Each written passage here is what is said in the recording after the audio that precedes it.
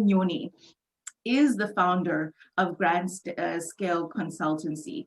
It's a firm that provides coaching, training, speaking, research, and consultancy services to help leaders and organizations to achieve better results.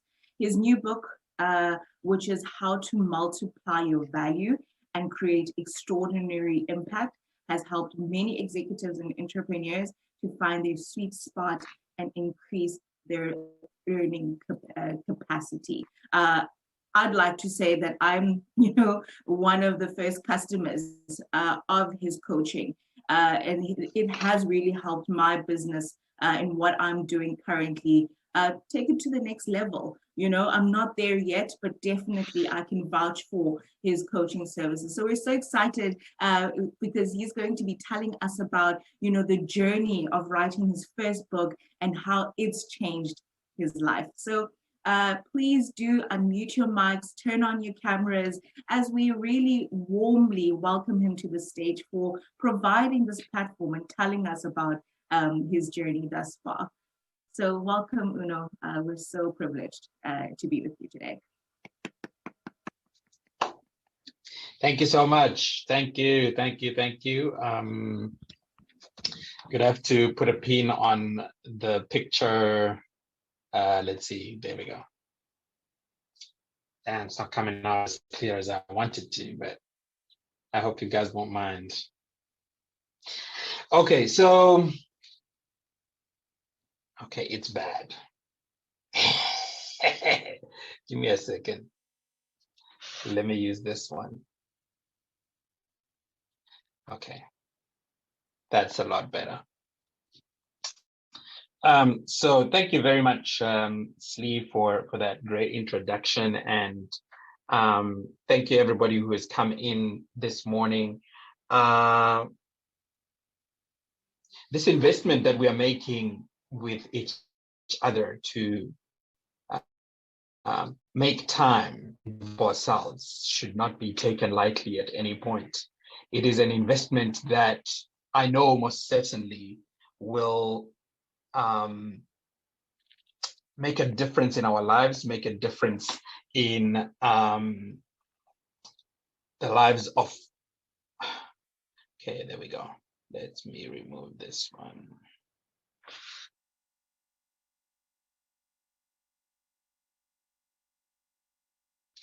So it's certainly going to make a difference in your life. It's going to make a difference in other people's lives, and it's something that I would really appreciate that we go through together.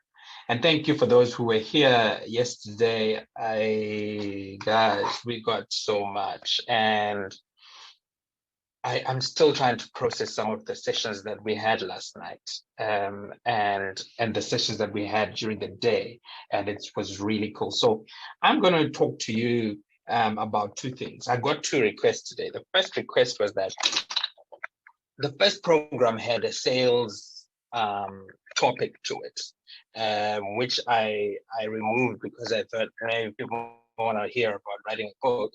And then I know there's quite a number of people who want to hear about that, but I also know there's still some people who still want to hear about sales. So I'm going to do my attempt of speaking on both of them.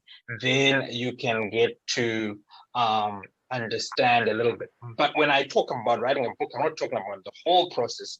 I'm going to talk about why it is important and why you need to make it a priority for yourself. And then the second bit, I'm going to talk about, 5 ways to overcome selling phobia. We are selling is, I think, one of the things that many people are scared of, especially when they're selling their own services, because it becomes very, very personal. So now let's get to talk about writing your first book and how it can change your life. In my coaching lessons, and the one I do, and the personal brand scaling coaching program, I take clients through, and one of the things I say, if you must take an opportunity to write a book. And the reason is because it's one of the most fulfilling things you will ever do in your life. It is life-changing. It is life-transforming.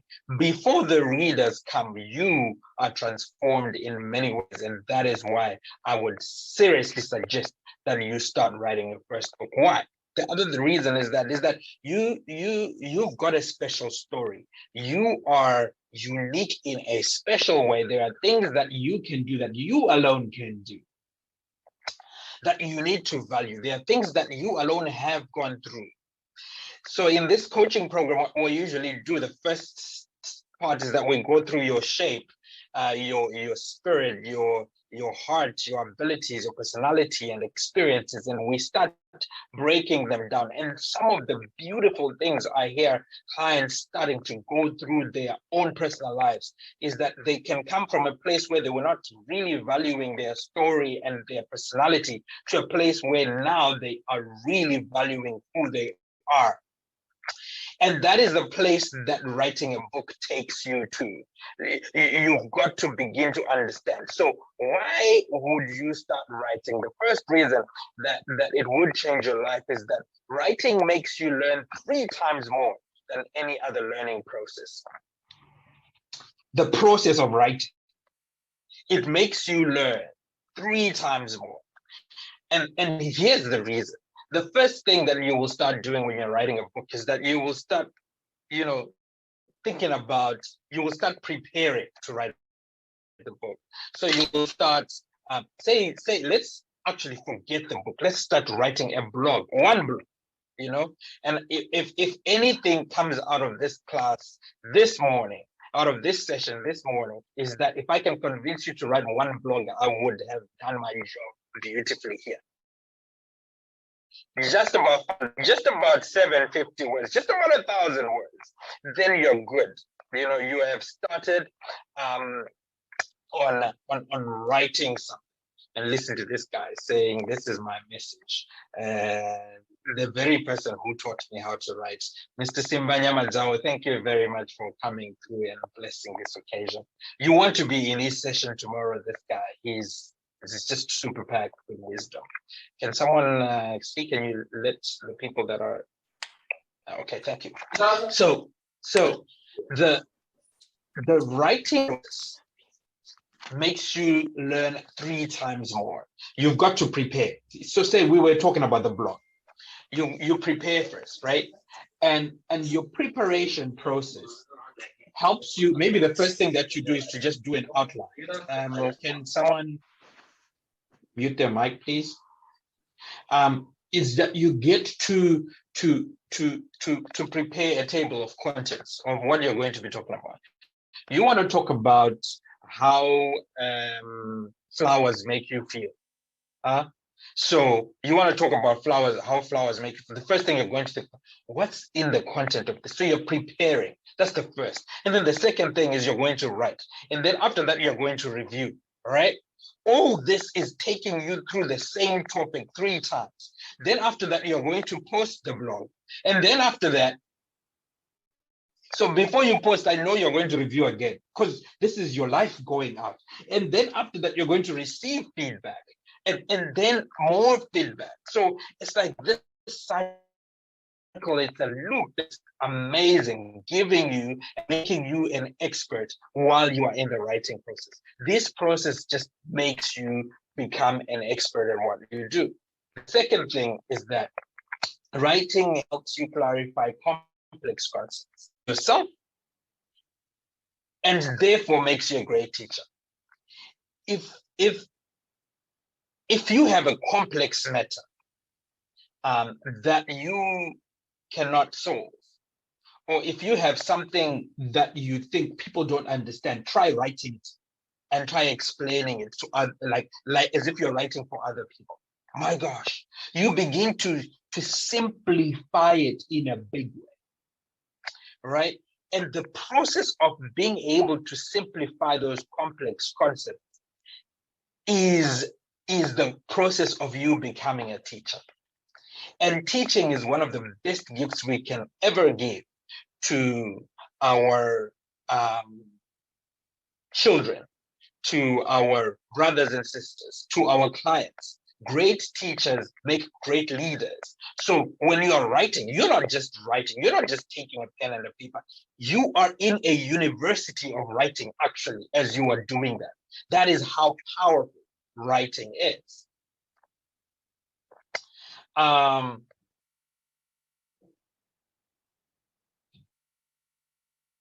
The third thing that happens when you start writing and when you finished writing is that writing will make you stand out. Folks, I know people come up with business cards. Business cards are super cool. But when you got a book, you got way more than a business card. That thing people value. They want you to put their signature on. But also it just multiplies your value. So I learned about writing first and foremost from my mother. My mother is an author, and she started as a lay preacher. Now is a pastor in the Lutheran church. And one of the things I used to know is that because she's a fantastic speaker, she used to be invited a lot, nationally and internationally. All right, to many speaking spots. But then she got to write her first book called Bitterness. And I was a young kid, but at the time, the things I started seeing, the speaking schedules I started seeing, the phone calls I used to answer, and the people who used to call her to get help on the issue of bitterness, dealing with forgiveness issues, dealing with relationship issues, was just amazing. She started getting trips. The churches started calling her and paying her for the lessons that she gave. And how did that happen? It happened because, first of all, she had simplified the complex items. The second thing is that she had learned as she was writing through the process, and my dad was the editor, so my dad would edit these books afterwards. So you can imagine the process that she had gone through, putting personal experiences and other preaching experiences. And then from there, invites started coming left, right, and center. I even started making sure that she would be invited in places.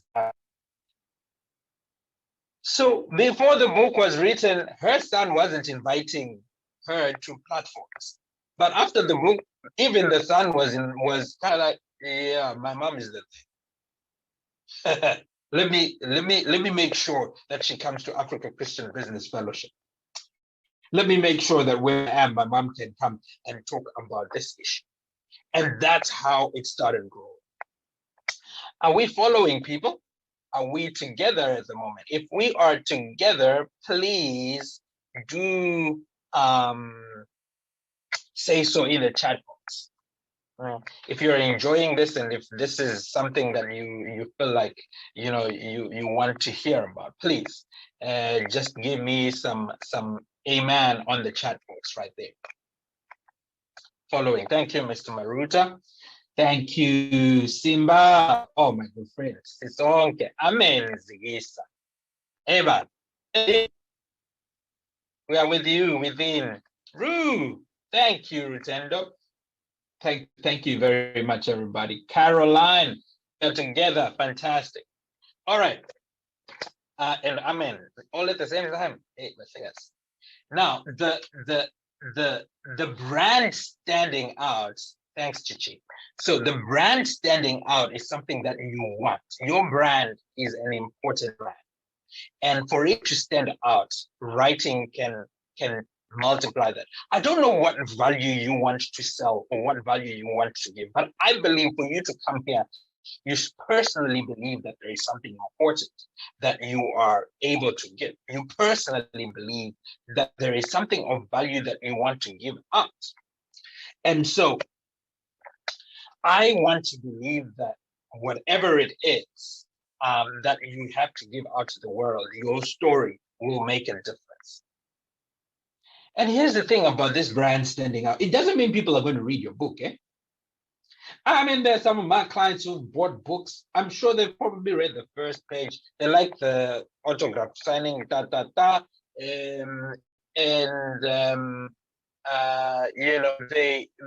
But their thinking around you and what it makes of you is very different. The fourth thing that writing a book makes you do is that writing allows you to establish a business. So for some of us here who are into the speaking industry or the consultancy industry, this becomes very, very important. If you are building a consultancy or an advisory company, one of the things that makes you stand out is the amount of intellectual property that you are putting out to the world. By that, I mean, what books are you writing? What articles are you writing? What videos are you putting out there? What material have you got that people can refer to and say, this is personal, this guy is churning out some stuff? Because what papers are you appearing in? What newspapers, what television stations are you appearing in? What um, publishing houses have published with you? All that is something that you want to build as you go, because the more the people know that you know, because you can research, you can write, simplify complex matters and make it understandable to the ordinary person, the more they want you in. Now, the other thing that writing will make you do is that it will grow your network big time. It will grow your network. Part of why many of you would be here is that you would have known about my book, How to Multiply Your Value. And in fact, that was my starting point into the speaking industry as well. And part of it is that it makes you connect with people that you would not have connected with, because you have a cause or a topic or something that they are interested in. You are presenting them with something that is going to make them grow. And because of that, you are changing their lives, and now they want to be a part of your lives. And because you also want them to help you prepare more, and you also want to help them in their lives, you become friends.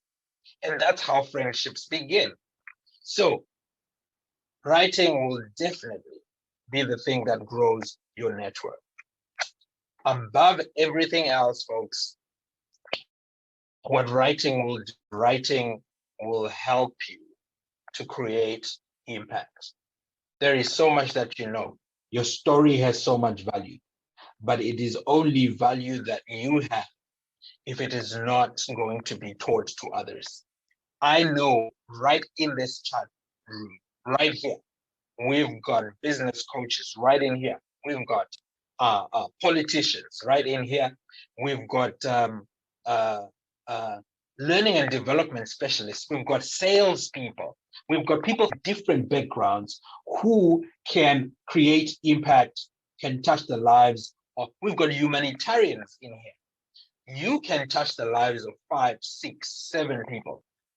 My goodness, you can have access to have impact on the lives of many people. And this impact, when you write and you publish, is not going just to be impact that you make today. It is going to be impact that you make in the future.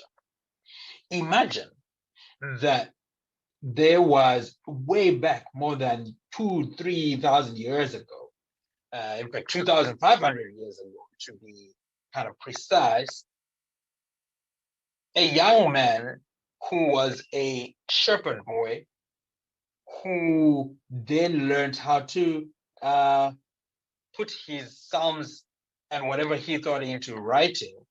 And up to today, we still read the Psalms of King David. How many generations have passed that we're still reading his thoughts and prayers, and they inspire us big time? What about Shakespeare? What about all the people that we learn in school? And imagine the impact that you can pass for generations to come because of your special story. And when you are writing, your story might not sound that special. But trust me, you never know. At some point, your story will be the one to talk about.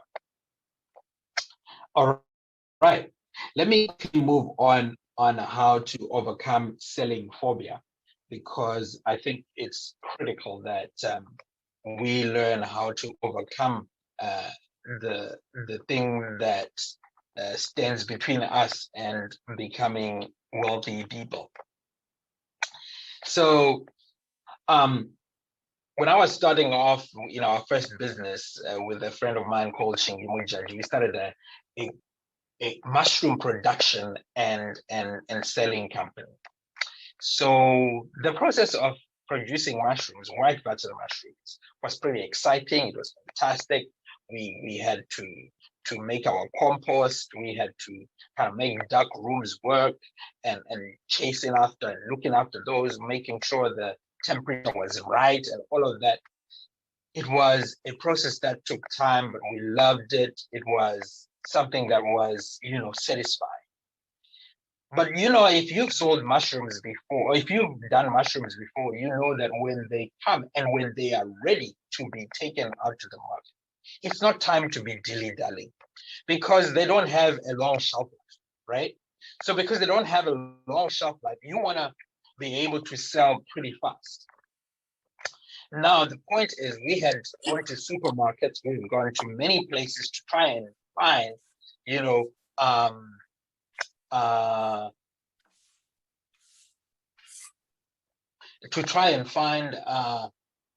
customers. And some of them had given us promises, but right at the time when we had the product, we couldn't get them to buy in the bulk that we thought it was going to happen.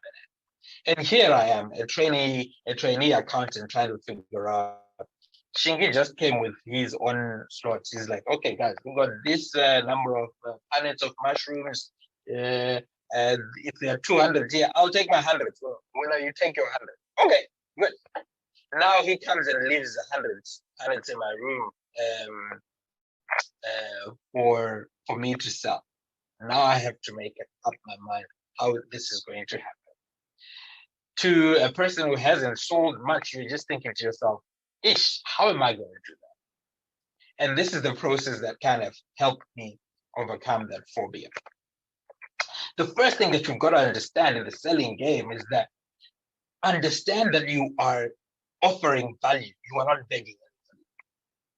The one thing that I had forgotten was that these mushrooms had taken us time for us to produce these mushrooms. These mushrooms were nutritious. These mushrooms could change people's diets and therefore people's health. I didn't think about all of that. The point was, damn, I needed the money for my pallets of mushrooms. How the heck was I going to get them to give it to me? So in my mind, I was like a beggar. But I forgot the fact that I was providing value. And to overcome that selling fear, one of the things that you have to know is that you are providing a service of value. If you're providing training, your training is of value. If you're providing consultancy services, your consultancy services are of value. There is value in what you do, and you've got to be able to understand that you are giving value here. So just like grant writing, Jesse was telling us yesterday, if you're writing for a grant, the first thought that comes to your mind is that maybe will I qualify for this? Or you're thinking like they are helping me. No, you are helping them. They are offering grants because they want to create impact. You are their solution that will help them create that impact. Therefore, you need to be confident enough to say, hey, I'm providing a solution. Is anybody following what I'm saying? I feel like I'm talking very nicely here. The second bit about overcoming selling phobia is that you must begin to take rejection or objections as positive indicators to your buying decisions, to the people's buying decision, not personal rejection. So take objections as positive indicators. They are positive indicators to a buying decision, because you see, before people say yes, they will give you some no's, because no one comes out of their house thinking, I want to give somebody money out there. No one. No one comes out of their house thinking, oh, I want my bank account to be less than what it was.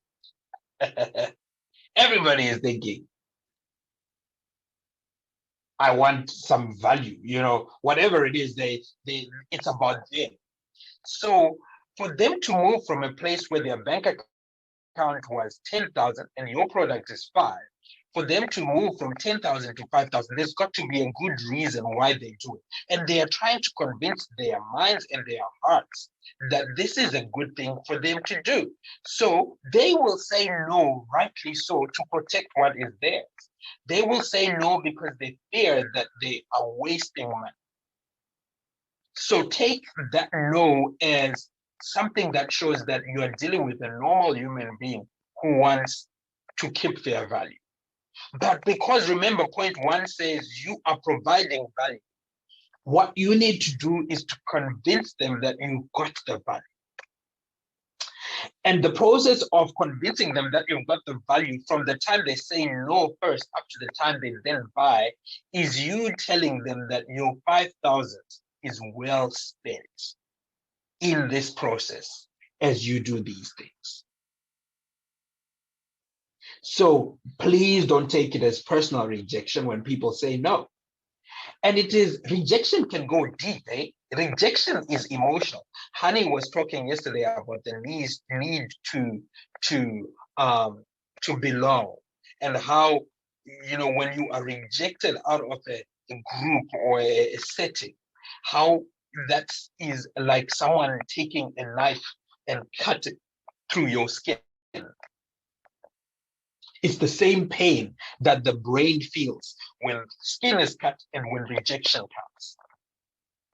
But a competent salesperson has learned to overcome or to decode rejection of sales differently than the ordinary person. All right. Then the third part about how to overcome selling phobia is understand that you are already in the selling game. You are selling every single day. No matter what you are doing with your partner, you are selling. You are selling the fact that you are the best partner that there is. They made the right decision. If you're trying to convince them to marry you, you are selling. Your kids, you are selling the fact that they have to be eating vegetables that day. You are selling the value to them. There is no doubt that you are actually selling to them right now. Your employer, you are already a business person.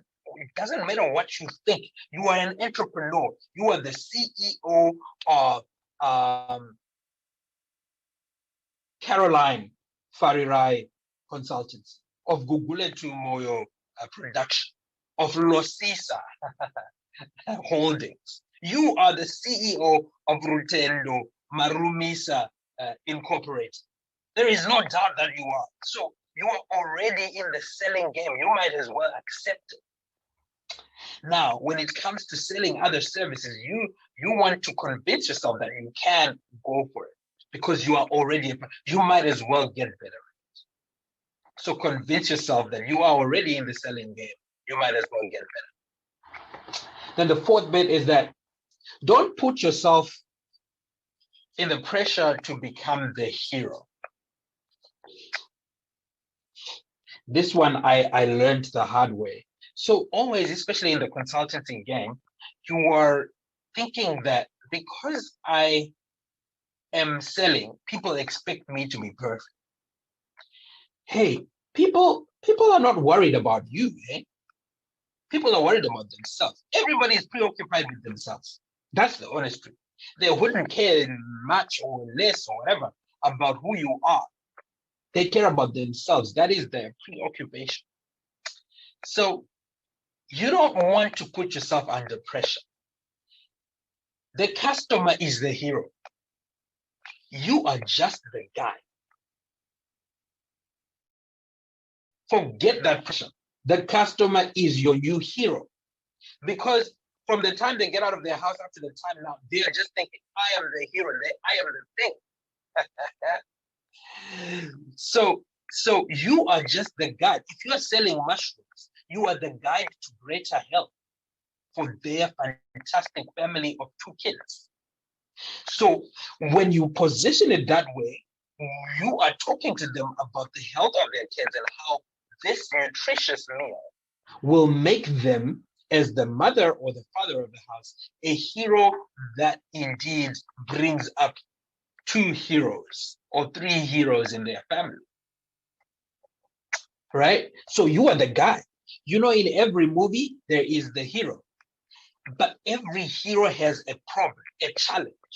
Huh? And you should read a book called The Story Brand. It's this concept is very clarified in that story.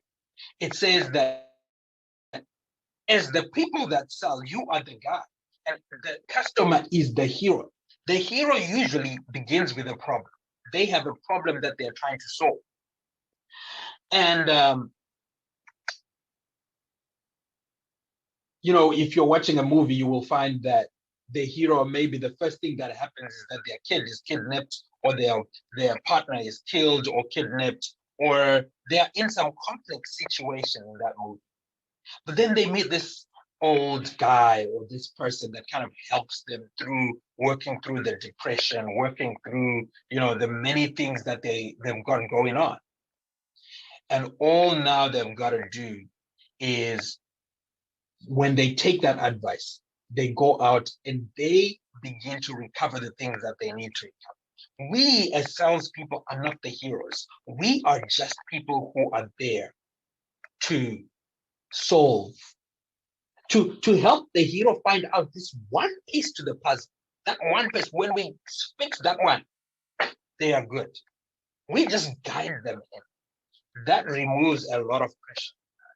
And it certainly has removed a lot of pressure for me. And the fifth way to overcome the selling phobia is that understand why you need this. And you must understand, why do you need to sell? And be determined to get it. Understand why you need to sell. Here are some questions that you need to ask yourself. Why would you want to reach your sales target this year? Why is that important to you? What would it mean for you to reach that sales target? For me, with 100 punnets in my room of mushroom, it would mean I have less stress. I don't have these huge punnets. I only had one room in that place, one room. And they were, that sight of those mushrooms was just painful. I had to get rid of them. But also it would feel good that our first production has gone out. So what is your reason for doing it? So what would it mean for you? What would it mean for your family and for your loved ones? Slee, could you please let people in? What would it mean for your loved ones? So what would it do for your family? What would it do for your friends? What would it do for the people around you? How would that make you feel? And how would that make your loved ones feel? When you understand that why, you are motivated to go out there and begin the selling game. Sometimes it's about survival, people. There is no rent money. There is no food money. Whatever there is, we need to be getting it. And therefore, you need to convince yourself. But even more, convince yourself about the why for your customers. Why would customers want to get your product or service? What would it mean for them? If they were to buy your service or product and it were to help them in the way that you intended for them to be helped, what would it mean for their families? So in the personal brand scaling program, where I teach people how to multiply their brands or how to multiply their value in that program, I'm thinking to myself, if this person begins to do what they are called to do, what's going to happen in their lives? What's going to happen to their name? What's going to happen to their family? How much more money will they make? And how would that make them feel? How would their success make me feel? And when I think about that, then I'm convinced I need to be selling this service. How would it make the customer's family feel? So these are the ways that you break down the fear of selling, and you make sure that there is something that you offer. I want to stop here for now and be able to take questions for the two things that we talked about. So over to you, Sleep. Wow, wow, wow. Thank you so much, Uno, on speaking about not only your journey in writing a book, but also delving into the critical thing, which is sales, which is the heart of business, in my opinion. So I invite everyone who is online to please pose some questions for our founder of GSM, just to learn more and to engage him on some of the things that he's been speaking about. Feel free to write on the chat box, or you can unmute and pose the question to himself. So while we wait for the questions to flow in, there are some comments. One of the ones that really came through for me was from Ricardo. He's saying that I've read a number of books, attended and watched many presentations that are in line with the topic. I'm passionate about growth mindset in starting to write my book. So his worry is the issue of intellectual property. Some of the things that comes to mind feels like something that he's heard from a speaker or he's read somewhere else. So maybe we can start there in talking about that. You read it somewhere, someone's seen it. So how do you then own some of the things that you start writing in your book? Wow, that's a very important question. And you don't want to be seen to be plagiarizing at each point. But I think the process of writing, what it makes you do, one of the things that the process of writing makes you do is that it helps you to put ideas that you've received from other people together.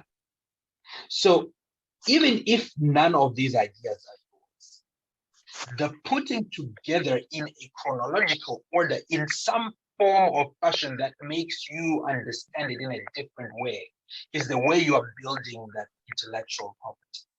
The only thing you've got to do, though, is to make sure you don't just say it's me. You say it's them, right? According to, right? Okay? And you begin to write those stories that it's not my story, it's their story. But what I find helps about this story. But also sometimes we've got a fear of putting in our personal stories. Because nobody can copy your personal stories. You may have one concept that says, like what I was talking about right now, about how writing can change your life. I could have read this article elsewhere. But I can then take the point that says writing will change your life. And then I said, guys, when I wrote my book, that's me saying it. And maybe sometimes we are afraid of writing our personal stuff. And that's what makes us unique. And in fact, that's what people want to hear. And they want to buy that. So firstly, you acknowledge the people, but also know the business of retail, for example.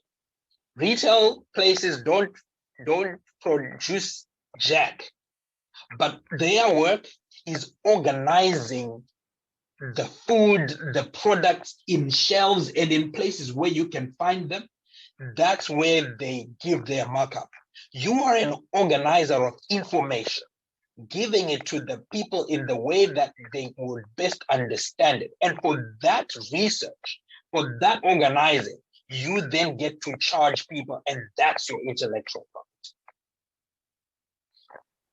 Wow. I hope Ricardo, he definitely answered your question, but I love how you're positioning, that as you are organizing all of the information that's, exists out there, you are, sort of organizing that information and saying, this was how I did it, or this is my method of going about it, and therefore it's yours. But you also still acknowledge some of the people that you've sort of learned from. So I love that. Another question that came through is from Mr. Maruta. He's saying, how do you conquer procrastinating towards something you've started doing? Yeah, procrastination is another, and that's another topic actually. How do you overcome that writing block that you have? The first for me is that if you're able to not put yourself under pressure and say, I want to write the whole book, just like I said, write a blog. Or sometimes just give yourself the permission to write the contents page. What is it going to be? All right. And the more you do one thing at a time, it moves. I had set myself a timeline of 6 months to finish writing my book. It ended up taking me 3 years. It was up and down, up and down, up and down. But at some point it happens. The second thing is that tell your friends and other people about it. Then they keep asking you. So Ellen, my wife, would, how far is the book now? Those questions kind of help. And other people who had heard me also sometimes who are close friends would ask, yeah, how the book, after we've had fun, we've had drinks and all, yeah, the book. Okay. So because of that, it helps. The third thing is if you can join a community of writers, even better.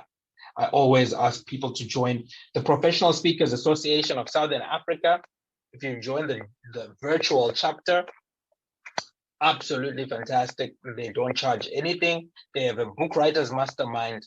At some points, they have lots of times where writers come together and they're just talking. But in that hour, everybody's writing something for an hour, and then they're done. Kind of helps. Just a few pointers. Sure. Amazing. Mr. Maruta, you'll indicate if he's done the job.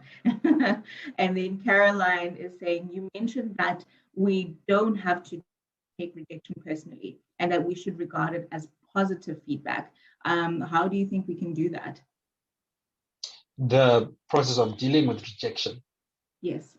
So like I was saying, the first bit is to not take it as rejection. Don't take it as if someone has said no to me, the person. Because the fear is that it's me being rejected here. And I don't know about you, but I'm sure many of us have rejection issues. Somewhere you've been rejected. And it hits hard. It's like all your rejection comes in when you're selling mushroom. You're like there, and they say no. You're like, oh, this is exactly how that girl said no to me. This is exactly how my mom. This is exactly your mind goes fast into the rejection you had with your dad and your mom and your brothers. But the best way to kind of cut through that self-sabotaging thought is to say, they are not rejecting me. They are just not convinced enough about the value that I'm selling in these mushrooms. If I can just get to convince them more, if I can just to get to show them more value, can they heard that this has value for them, they would be willing to part with their money. So what I need to do is to get better at showing how much value there is in what I have. Then they will happily exchange their money for the value that I am giving to them. And God, do I have value. Yeah. Sure. Amazing. Amazing. Thank you for that, Uno. And while we're waiting for more questions or comments to come through, I want to talk about your point where you were talking about the customer being the hero. So you as the seller, you don't have to position yourself as the hero. But when you look at brands like Herbalife and you look at Herbalife distributors, and now I'm talking about network marketing and some of the things that they do very well, is that they position themselves and the product as the hero. And so as we are starting our companies, whether they're small or they're going to grow into something bigger later, how do you position yourself in a way that people take you seriously? So you are positioning yourself as somebody who's written a book, you're positioning yourself as an expert in multiplying value, in talking about personal development that can escalate your sales and everything else. So how do we position ourselves in a way that people can take us seriously, can take us, to buy, but at the same time not positioning ourselves as a hero. So how do we tackle that balance? That. Yeah. Yes, Yeah. yes. Yeah. So most definitely, you're not going to be a guide. No one wants to go to a guide who has no experience. No one wants to go to a guide who doesn't know what they are doing. Everybody wants to go to a guide who is credible, right? And that is where that credibility needs to be proved. So you are only proving your credibility to the point that someone wants to make you their guide, right? But you are not the so to the extent that they should know that you are the guide, you will exactly show them that you are by showing testimonials of what other people say about what happened when they came into contact with your product or your service. So you want to do as much as you can do to show the credibility. But even in Herbalife, they are selling you as the hero. They are just examples of how much of a hero you can be. So people who are asking you to join the network, they're saying, you know what? I've made about 100,000 rand in the last year just by selling Herbalife. You can become you. There is no telling to who you can become if you also join this network. They are actually inviting you to become the hero that you were always meant to be. And I think there should be a balance between you making yourself credible and appealing. Please mute your mic. And appealing to the hero, the dormant hero. So the problem is that the customer is a dormant hero. They haven't realized their potential because they don't have Herbalife yet. And what you are kind of doing is to throw words around that make them realize, about 100,000. And if you are saying it's my 100,000 that I made, but really you are saying it because you're only mentioning it so that they can also make their 100. And then sometimes you don't even mention your 100 if you haven't made much yet. You can bring stories of other people in the Herbalife, people, whatever, who have made. This one has sold the beds. This one has what. And then everybody starts thinking, hey, this is about me, because it's always about the customer. I love that. I love how you switched it around. It's actually not about you, but you're proving to the customer that this could be you, and therefore it's throwing it back into their hands. I love that. And there's some more comments that are coming through.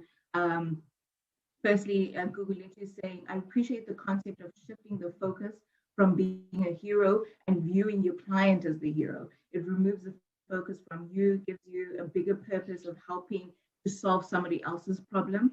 All of a sudden, it's not about you, but enabling and empowering the next person. It removes fear, doubt, and shortfalls you have about yourself. I love that comment.